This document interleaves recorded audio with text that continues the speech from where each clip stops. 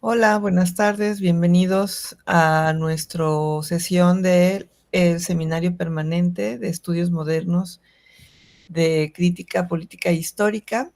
Hoy le toca la oportunidad de platicar con nosotros a la doctora Senorina Guadalupe Díaz Gómez. Ella es doctora en Ciencias Sociales, Desarrollo Sustentable, Globalización, profesora investigadora de tiempo completo de la Universidad Autónoma de Baja California Sur, adscrita al Departamento Académico de Humanidades, miembro del Sistema Nacional de Investigadores Nivel 1, cuenta con el reconocimiento de perfil deseable ante PRODEP. Sus investigaciones o líneas de investigación están entre la teoría de la historia, la ética y la filosofía política. Está incorporada a la Asociación Filosófica Mexicana. Es responsable de la licenciatura en filosofía de nuestra universidad, integrante del comité editorial de la revista Panorama. Y bueno, entre sus publicaciones recientes está Libertad, Modernidad y Democracia en el Pensamiento de Agnes Heller, en la revista Praxis Filosófica, y Filosofía para qué, un acercamiento provisional desde la prehistoria, en Historia y Grafía de la Universidad Iberoamericana, me parece. Muchas gracias, doctora Sonorina, gracias por estar con nosotros y por compartir sus conocimientos. Le damos la bienvenida y le dejamos el micrófono. Muchas gracias por la invitación. Siempre es un gusto estar aquí. Me gustaría, bueno, primero agradecer aquí su presencia y explicar la razón por la que elegí este tema, ¿no? Cuando pensamos en el seminario permanente sobre modernidad, pues por supuesto que la propuesta para mí natural fue hablar de Agnes Heller, porque Agnes Heller tiene una postura de defensa de una posibilidad política abierta por la modernidad que ella considera muy valiosa. Esta posibilidad abierta por la modernidad es que las personas sean reconocidas como libres e iguales. En ese sentido, Heller explica que ella prefiere la condición moderna a la premoderna, justo por esta razón, ¿no? Ahora, no por eso ella es ingenua y acepta, como bien lo dice, soy crítica de la modernidad, y como crítica de la modernidad significa que no es que acepte todo lo moderno y rechace todo lo que no es moderno. Esta postura, además, tiene que ver con la experiencia de vida, ¿no? Que Heller recibe de manera directa los efectos nocivos, las debilidades de la época moderna, ¿no? Entonces, por eso en esta presentación va a ser bien importante exponer su biografía, porque tiene que ver directamente con esta postura política y con esta defensa, ¿no? De los valores de la modernidad. Antes de empezar propiamente con la ponencia, me gustaría platicarles también cómo fue mi acercamiento a Agnes Heller. Yo el primer trabajo que leí sobre Heller fue hace ya pues casi 15 años, creo. Estaba recordando que bueno, mi tesis de doctorado fue sobre Heller. Entonces debimos haber entrado, bueno, aquí la doctora Mónica, que fuimos compañeras en 2012, ¿no? Por ahí. Entonces seguramente a Heller la empecé a leer en 2011, 2010. Y entonces en ese momento yo encontré un texto de ella llamado Más allá de la justicia. Ahí me di cuenta que mi interés en ese momento era la justicia global. Ni siquiera tenía claro que el concepto era justicia global. Ahora lo sé, ahora lo puedo expresar. Pero lo cierto es que en ese momento me atraían esos temas y fue la razón por la que entré al doctorado con esa propuesta, pues eso, ¿no? De realizar una justicia global a partir de la obra de Agnes Heller. En ese momento, mi acercamiento a Heller fue solamente en relación a su tema de la justicia. No revisé su obra en totalidad, pero lo cierto es que lo que suele ocurrir con las tesis de doctorado es que uno continúa trabajando como las líneas que se abren a partir del doctorado, y pues me he dado cuenta que así ha sido, ¿no?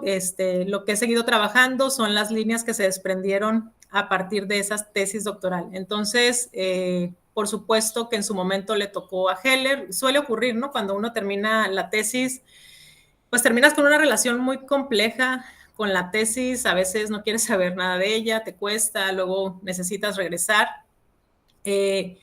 Lo cierto es que en algún par de ocasiones regresé a Heller, pero en 2023 publiqué un trabajo ya sobre su obra completa que me ayudó como a profundizar partes que en su momento no había trabajado, ¿no? Entonces, hasta ahí más o menos el acercamiento que he tenido con esta pensadora. Y ahora sí les platico en qué consiste su propuesta, específicamente la defensa que hace de esta posibilidad política abierta por la modernidad. Agnes Heller es una filósofa húngara, judía. Nace en 1929, muere en el 2019. Y como filósofa judía, le toca vivir toda la experiencia del Holocausto. De manera particular le afecta la muerte de su padre, que es llevado a los campos de concentración y muere en 1944 en Auschwitz, junto con otros amigos, ¿no? Entonces, para ella va a ser una experiencia, pues evidentemente muy significativa, sobre todo porque el reconocimiento de la ética, la confianza en que existen personas rectas, Heller la retoma de su padre. Heller, su padre era, pues eso, el ejemplo de una persona recta. Cuando termina la guerra, bueno, y para esto, por supuesto que su madre y ella fueron perseguidas de manera sorprendente, milagrosa, muy curiosa, se salva. O sea, de hecho, ella cuenta en algunas entrevistas que, por ejemplo, ¿no? Por citar nada más un ejemplo, una vez se salvó porque como es muy chaparrita, así como que las balas le pasaron por encima. Entonces, bueno, tuvo experiencias así de ese tipo, ¿no? O sea, estuvo muy cerca pues de haber sido deportada a los campos de concentración y pues seguramente pudo haber tenido el mismo destino de su papá, ¿no? No fue así. Cuando termina la guerra, Heller regresa a terminar la preparatoria, termina la prepa y entonces entra en 1947 a la universidad. En ese momento ella quiere estudiar química porque decía que ella quería estudiar algo de ciencia, ¿no? Entonces, en ese mismo año entra al Partido Comunista, aunque ella va a decir que la verdad es que le interesa poco la política, pero lo cierto es que su novio era filósofo y entonces la invita a unas pláticas con el maestro Georgi Lukács, que era muy importante en ese momento. Heller no le interesa asistir a las conferencias porque ella dice que a ella le interesa la ciencia, ¿no? Y que la filosofía no es una ciencia. Pero después de la insistencia de ese novio, pues finalmente acepta y cuando escucha por primera vez la filosofía de Lukács, pues se da cuenta de que la filosofía responde esas grandes inquietudes que ella tiene, sobre todo por la experiencia vivida de la guerra. Heller quiere saber qué tipo de experiencia, qué tipo de mundo hizo posible una experiencia como el Holocausto y se da cuenta que la filosofía le va a ayudar a responder eso. Entonces, a partir de ese momento, abandona la carrera de química y entra a estudiar filosofía y su maestro se convierte, pues, Georgi Lukács, ¿no? Para 1955 y ella ya está doctorada. Lukács la recibe como profesora de filosofía, de estética en particular, y además la nombra editora de la revista Praxis de Filosofía, que es una revista húngara que se edita en su universidad. Ese sueño maravilloso que se da en el 56, pues muy pronto se ve eclipsado porque al año siguiente, perdón, en el 55, en el 56, pues Hungría es invadida por la Unión Soviética y bueno, y junto con esa invasión, a Heller le quitan las clases, la quitan como editora y también a su maestro, pues lo corren del Partido Comunista porque argumentan, ¿no? Que está creando un partido, un sindicato multipartidista. Bueno, el asunto es que al año siguiente, digamos que todo el sueño, toda esa esperanzadora promesa de la vida de Heller, pues se viene abajo, y no solamente la de ella, ¿no? Sino la de todo su país. Para el 60 ya le regresan las cátedras a su maestro, por lo tanto también a Heller, cuando vuelven a tener como esta situación de paz con Hungría y con el Partido Comunista, es cuando deciden convertirse en la Escuela de Budapest. Entonces, Lukács, junto con Heller y otros estudiantes, van a formar la Escuela de Budapest. La Escuela de Budapest tiene como propósito hacer una revisión crítica de la obra de Marx a la luz de la aplicación del socialismo real que se está aplicando. Entonces, se vuelven muy críticos, es decir, quieren reivindicar la propuesta de Marx a la luz de lo que está ocurriendo. Se dan cuenta que junto a la Escuela de Budapest, en otros lugares están haciendo algo similar. Entiendo que en ese momento se crea también una escuela internacional de verano que tiene el mismo propósito, hacer un revisionismo de la obra de Marx a la luz de los acontecimientos del totalitarismo, ¿no?, en el que se estaba convirtiendo el socialismo real. Es ahí cuando Heller sale de su país y logra conectar con esas personas que están haciendo algo similar a la Escuela de Budapest. Y ahí refuerza su postura revisionista y crítica de Marx, pero sobre todo del socialismo que se está aplicando en Hungría y en otros países.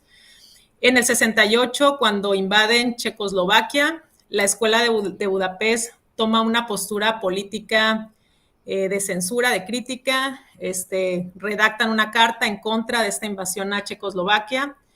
Y bueno, entonces se recrudecen todavía más la persecución hacia su maestro y a todos los estudiantes de la Escuela de Budapest. Y toda esta persecución va a terminar hasta el 75, cuando se firman los acuerdos de Helsinki. Estos acuerdos permiten a los ciudadanos de Hungría poder salir del país, ¿no? Entonces es así que en el 77 por fin Agnes Heller logra salir de Hungría y se va a vivir a Australia. Este acontecimiento va a ser bien importante porque muchos de los críticos del trabajo de Agnes Heller van a situar a partir de esta salida dos claros momentos en la obra de Heller. La primera etapa, donde ella está muy vinculada a la Escuela de Budapest y a un marxismo revisionista. Todavía tiene una visión utópica, es crítica de Marx, pero todavía cree en la sociedad transformada. Pero cuando sale de Hungría, se dice que en la segunda etapa ella se gira hacia un ideal más socialdemócrata y empieza a afirmar nociones como la de contingencia, el reconocimiento de la pluralidad de formas de vida. Entonces hay como dos claras etapas, ¿no?, en la obra de Heller. Lo cierto es que, bueno, para esta plática, lo que me parece así como bien importante destacar es justo cuál es la postura política de Heller, que sobre todo se vislumbra de manera muy clara en la segunda etapa. Lo que Heller va a plantear es que ella defiende y prefiere la condición moderna a la premoderna, porque la condición moderna posibilita condiciones de reciprocidad simétrica. ¿Qué significa eso? Que las personas son reconocidas como libres e iguales, pero no es ingenuo al pensar que esta libertad y esta igualdad ya están dadas o que se van a lograr de manera inevitable. Hay que realizar un trabajo, ¿no?, por ello. En ese sentido, esta sería como la apuesta política y considera que esa posibilidad es abierta por la modernidad, porque según ella, hasta antes de la modernidad se establecía un orden jerárquico que se consideraba natural y como se consideraba natural, las jerarquías no podían romperse. Pero la modernidad, según Heller, al estar fundada en un fundamento que no funda, abre la posibilidad de todo el tiempo estar como generando nuevas condiciones políticas. ¿Cuál es ese fundamento que no funda? La libertad. Para Heller, la libertad es el fundamento de la modernidad y es un fundamento que no funda y que por lo tanto es el que ha permitido como todas las luchas históricas, ¿no? Y entonces hace más o menos un recuento y nos va a decir que en la modernidad todos los alegatos a favor de la justicia se argumentan en este mismo fundamento. Entonces va a decir, ¿no?, por ejemplo, primero fueron los reyes que se enfrentan a la iglesia bajo el principio de los derechos naturales. O sea, los derechos naturales lo que expresan es esta defensa de que todas las personas somos libres e iguales, y es así como los reyes logran enfrentarse a la iglesia, pero posteriormente va a ser la clase burguesa la que se enfrente a los reyes y posteriormente van a ser todos los grupos sociales los que hagan uso de este mismo derecho. Es decir, todos los grupos sociales, el de las mujeres, los ambientalistas, la clase obrera, parte del mismo principio de que todas las personas somos libres e iguales. Y entonces lo que plantea Heller es que este es como que la modernidad nos brinda como una condición política natural. Y entonces, al no haber una cerradura, esto posibilita una permanente lucha. Y al haber una permanente lucha, posibilita la concreción de derechos. Entonces, para ella, si bien el derecho puede jugar en contra, lo cierto es que para ella debe ser la lengua franca, así lo expresa, es decir, el lenguaje en el que se deben librar los conflictos en la modernidad. Y por lo tanto, esto sería lo que posibilita concretar derechos. Es decir, la libertad es un ideal, pero es un ideal que a partir de las luchas sociales se va concretando en libertades específicas, en libertades particulares. Entonces, dicho todo esto, creo que ahora se puede entender bien de dónde parte la idea de justicia incompleta que propone Heller. Es justo por eso, porque la justicia entonces permanentemente se está construyendo a partir de las luchas sociales, ¿no? En ese sentido, Heller se convierte pues, en una persona muy crítica de las filosofías de la historia, porque además, no solamente como teórica, sino por esta experiencia personal que he narrado al principio, ella se da cuenta que las filosofías de la historia, al determinar el rumbo de la historia, lo que hacen es cancelar la libertad de las personas. Entonces, a partir de eso, por eso en el 89 escribe un texto llamado Teoría de la Historia.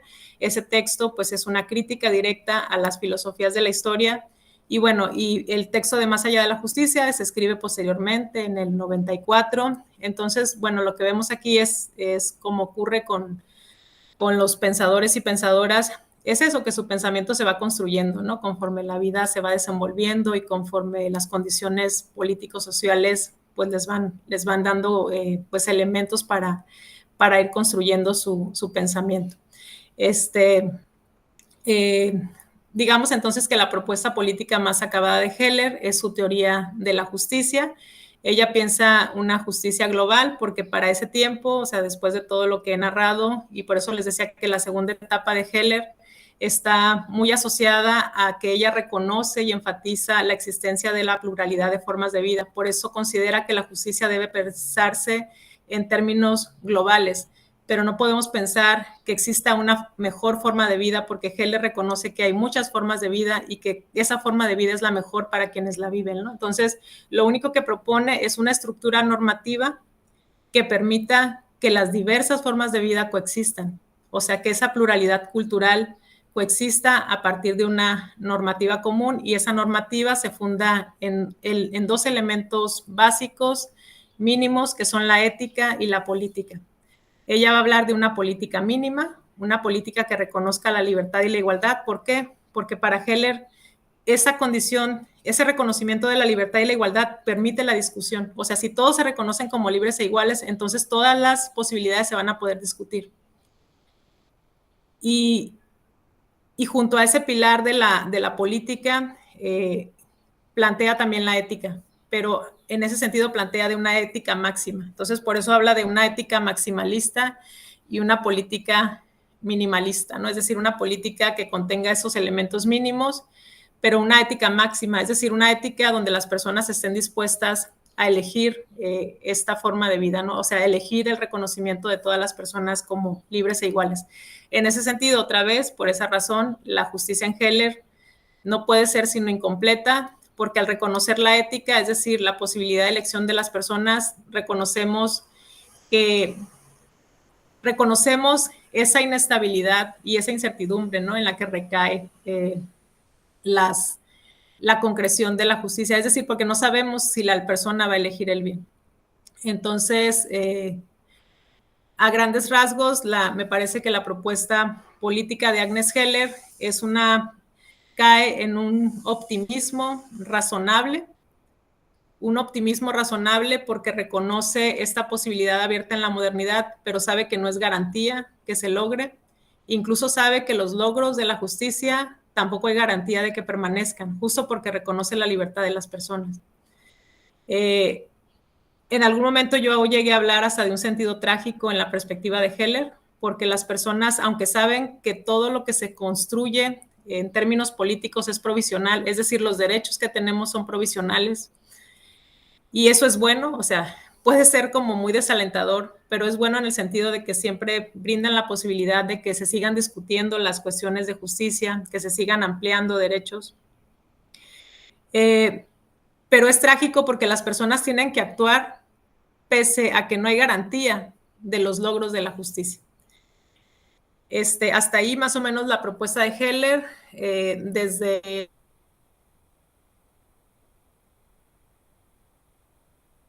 el doctorado hasta la fecha, yo he sumado a esta perspectiva la idea de que... Sí, se pasó un poquito. Okay. Bueno, ya es la última parte, ya esa es como mi aportación.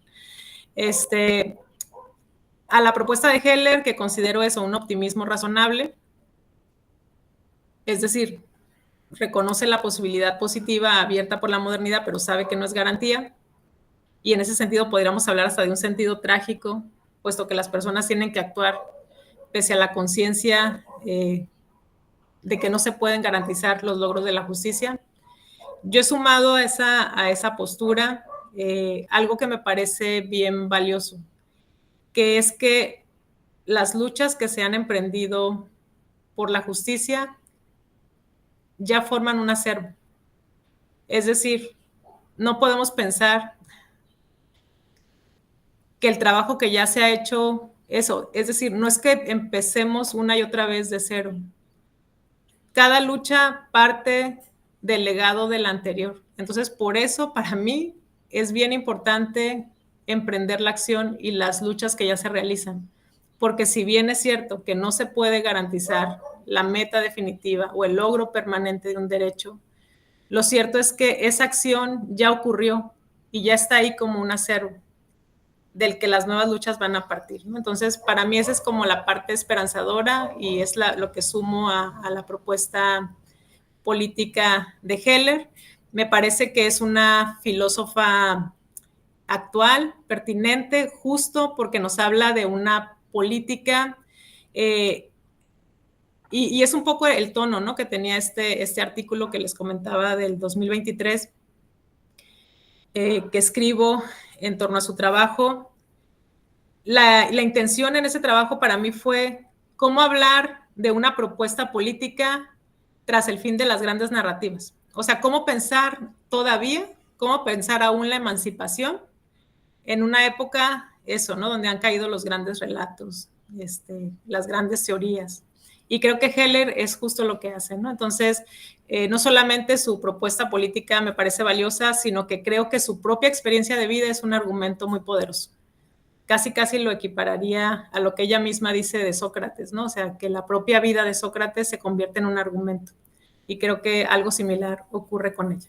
Y bueno, pues hasta ahí esa es como la propuesta, lo que les quería platicar. Ojalá que pues les haya parecido interesante. Por supuesto que sí. Y fíjate que eso que dices al final de que todos los movimientos aportan, me hace recordar lo que dijo Newton, ¿no? De que si he logrado ir más lejos ha sido porque he subido a hombros de gigantes, ¿no? Refiriéndose a las aportaciones de los científicos anteriores, que fueron los que le permitieron llegar por ejemplo, a la teoría de la gravedad, ¿no?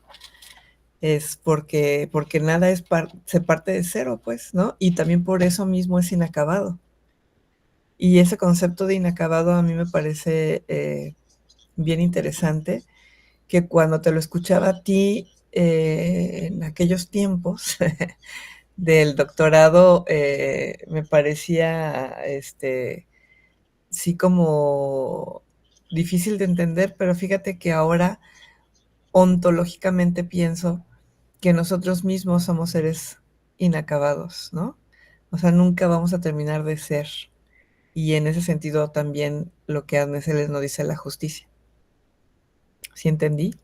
maestra. Exactamente, es que exactamente ese es el tono, ¿no? De hecho, la idea de lo inacabado, de lo incompleto, que son como conceptos muy del siglo XX para acá, o sea, que justo, ¿no? Surgen a partir, pues, de todas estas experiencias fatídicas que atraviesan el siglo XX. En realidad, lejos de tener un tono negativo y desesperanzador, es todo lo contrario. O sea, llaman al ser humano a asumir una responsabilidad permanente, es decir, exacto, esa es una condición ontológica. El ser humano, puesto que no estamos acabados, todo el tiempo tenemos la responsabilidad de cuidar lo que hemos creado, de cuidar lo que otras generaciones han hecho. Entonces, a mí eso me encanta de la historia en particular, porque me hace sentir conectada pues a los muertos, ¿no? O sea, todas esas generaciones que ya no están.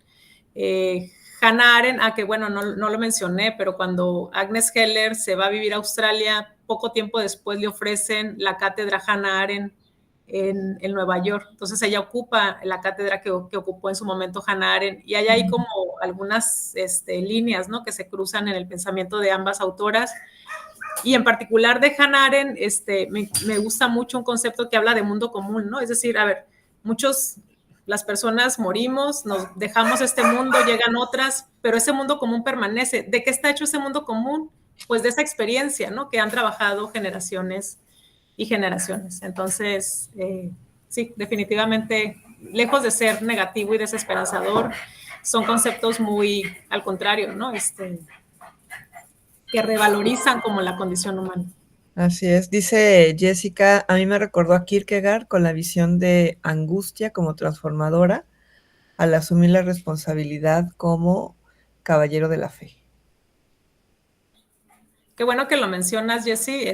A ver, en la plática luego uno tiene que seleccionar, ¿no? Lo que va a decir, y por supuesto que se escapan un montón de cosas, y una de las cosas que no mencioné es que de los autores base que revisa Agnes Heller es Kierkegaard. O sea, de hecho hay autores, revisores de la obra de Heller, que no hablan de dos etapas en su pensamiento. Yo mencionaba dos etapas, que es la etapa primera, donde está muy vinculada a la escuela de Budapest, la segunda etapa, donde se vuelve más socialdemócrata, pero incluso hay quienes hablan de una tercera etapa, y la tercera etapa tiene que ver con una asunción ética en la obra de Heller. Y esta ética profunda a Heller le viene de dos partes. Ella lo dice en muchas entrevistas, porque afortunadamente, como murió hace relativamente poco, se pudieron hacer muchas entrevistas de ella. De hecho, escribe un libro autobiográfico. Entonces ahí encontramos toda esa información. Para Heller, esta fe profunda que tiene en la ética le viene en dos partes. Mencionaba hace un momento, la primera es de la experiencia que tiene con su padre, pero la segunda le viene de la lectura de Kierkegaard. Entonces, todo este vuelco que da en la última etapa de su pensamiento, afirmar como los dos pilares de la ética moderna, la parte política y la parte ética, ella la sustenta en todo el pensamiento de Kierkegaard. Y es eso, o sea, para Heller, lo mejor que puede hacer una persona en la modernidad, o sea, en la modernidad, como ya no hay valores trascendentes a los cuales acudir, la persona se tiene que elegir a sí misma. Pero elegirse a sí misma significa elegir como tu mejor versión. Tu mejor versión sería elegir eso, querer una vida donde todas las personas se reconozcan como libres e iguales, ¿no? Entonces, sí, ahí hay un vínculo clarísimo entre Kierkegaard y Agnes Heller. Pues muchísimas gracias, doctora Senorina, por esta plática interesantísima que va a quedar, dice que gracias, que lo sintió, dice Jess. Va a quedar en nuestro repositorio de YouTube para quienes estén interesados en escuchar esta plática sobre Agnes Heller. Y bueno, pues los esperamos en la próxima sesión de nuestro seminario en el mes de mayo. Muchas gracias. Gracias.